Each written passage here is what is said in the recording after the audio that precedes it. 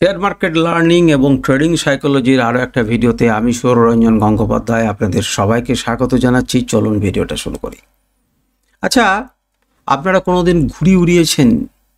নিশ্চয়ই উড়িয়েছেন।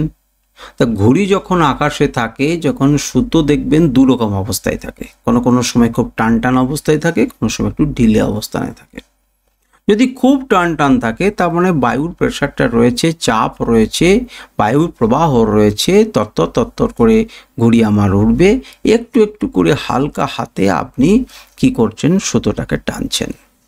আচ্ছা, আপনি বলুন তো যে এই যে ঘুড়ি ওড়াচ্ছেন আপনি, এখানে যদি আপনি খুব জোরে জোরে হ্যাঁচকা টানে ঘুড়িটাকে টানতে থাকেন, যেটা যখন যারা শিক্ষানবিশ থাকে সাধারণত লোকেরা, যে ছেলেগুলো ঘুড়ি ওড়ানো শিখছে, আকাশে দেখবেন ঘুড়িটা কি হয়ে যায়, কেটে যায় এবং যেদিকে মন সেদিকে চলে যায়।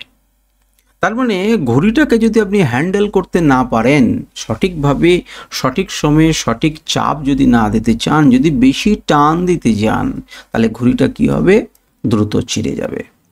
আচ্ছা, এই পর্যন্ত বোঝার পর আপনি কি বুঝলেন যে ট্রেডিংয়ের সঙ্গে কি সম্পর্ক? আপনি একটা ট্রেড নিয়েছেন, যদি সেটাকে বেশি টান দেন তাহলে পরে সেটা কিন্তু ছিঁড়ে যাবে। এবং খুব শুনতে খারাপ লাগবে, কিন্তু আমি বলতে বাধ্য হচ্ছি, আপনাকে মার্কেট লাত মেরে মার্কেট থেকে বের করে দেবে। অর্থাৎ আপনি যদি অতিরিক্ত লোভী হয়ে থাকেন, একদিনে বড় লোক হতে চাইছেন বা 21 দিনে টাকা ডবল করতে চাইছেন বা যা খুশি করতে চাইছেন, তাহলে পরে মার্কেট আপনাকে লাত মেরে বের করে দেবে মার্কেট থেকে। কারণ ওটাই হচ্ছে বেশি টান। আপনি 5% পেয়েছেন, কিন্তু আপনার পেট ভরছেন ইন্টারডেতে। আপনি জানেন এই 5% ইনকাম করার জন্য কি করেন কি না করেন? আপনি কি জানেন সবচাইতে বড় উদ্যোক্তা যিনি, যাকে বলা হচ্ছে, মনে করুন আমাদের আম্বানি, মুকেশ আম্বানি, তিনি তার অ্যানুয়াল জেনারেল মিটিংয়ে কি বলেন? তিনি বলছেন যে আমি 29 পর্যন্ত, আমি 15%, 29 পর্যন্ত ক্যাপিটালটাকে ডবল করে দেব। তার মানে উনি যে হিসেব বলছেন তাতে 15% তিনি কাজ করছেন, যে 15% রিটার্ন যেন তিনি কামাতে পারেন এখান থেকে। তাহলে 15% তার এত কিছু টাকা সত্ত্বেও, এত সমস্ত কিছু সোর্স অর্থ থাকা সত্ত্বেও তিনি যদি 15% রিটার্ন জেনারেট করার কথা ভাবেন, তাহলে আপনি কে হরিদাস পাল, আমি কে হরিদাস পাল, যে আমি ভাবছি একদিনের মধ্যেই টাকা ডবল করে নেব? তার মানে নিশ্চয়ই কোনো দিন হতে পারে, কিন্তু সেটা লং টার্মে সাস্টেন করা কিন্তু কঠিন আছে। আপনি অল্প অল্প করে যদি রাখেন আপনার টার্গেট, তাহলে আপনি দীর্ঘদিন চালাতে পারবেন এবং আপনি সফল হবেন, আপনার ঘুড়িটা আকাশে উড়বে। কিন্তু যদি আপনি অত্যধিক লোভী হন, আপনার 5%, 10%, 15%ও পেট ভরছে না, তাহলে দিনের শেষে কিন্তু আপনাকে নেগেটিভে বন্ধ করতে হবে, মাসের শেষে আপনাকে নেগেটিভে বন্ধ করতে হবে, বছরের শেষে নেগেটিভে বন্ধ করতে হবে, এবং আপনাকে লাত মেরে মার্কেট বাইর করে দেবে তার জায়গা থেকে। সুতরাং ভারসাম্য যদি বজায় রাখতে পারেন, তবেই কিন্তু সাফল্য আপনার কাছে ধরা দেবে। আপনাকে ভারসাম্য বজায় রাখতে হবে। কিসের সঙ্গে কিসের ভারসাম্য বজায় রাখতে হবে?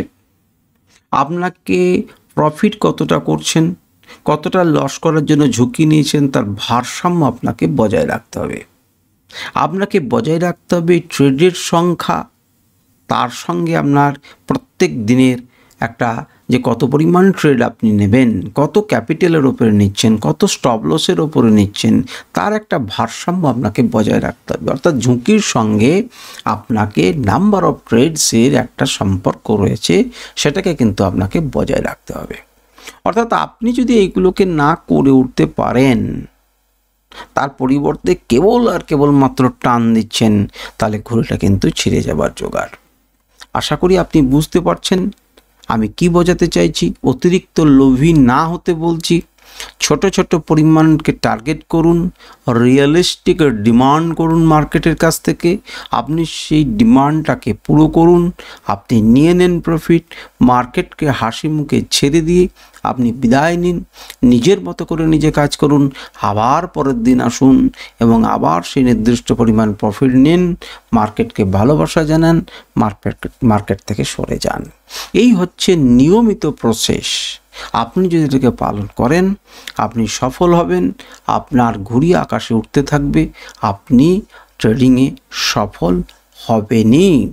আর যদি এটাকে পালন না করেন তাহলে আপনি সফল হওয়া আপনার পক্ষে কঠিন হয়ে যাবে, মার্কেট আপনাকে বের করে দেবে। আজকের ভিডিও পর্যন্তই। নমস্কার, ধন্যবাদ।